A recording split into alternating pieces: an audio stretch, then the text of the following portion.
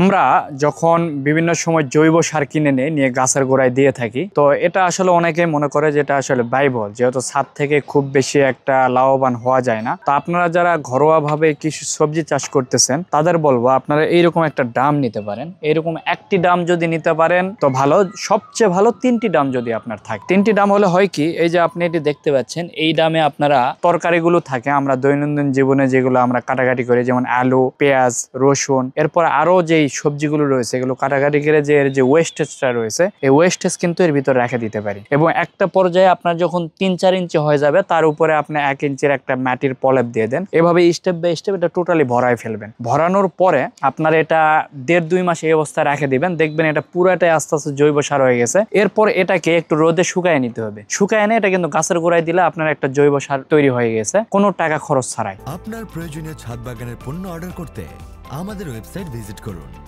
তো আপনার যদি 3টা ড্রাম থাকে, তার 3টা ড্রামে আপনার প্রতি মাসে জৈব সার নিতে পারবেন। 3 মাস পর থেকে প্রতি মাসে এখান থেকে জৈব সার আসবে। তো আমি এটা দেখাচ্ছি, দেখেন আমরা এখানে করছি, যদি এখানে একটু দেখেন দেখা যাচ্ছে এইটুকু হয়েছে মাত্র, এটা 15 দিনে হয়ে গেছে।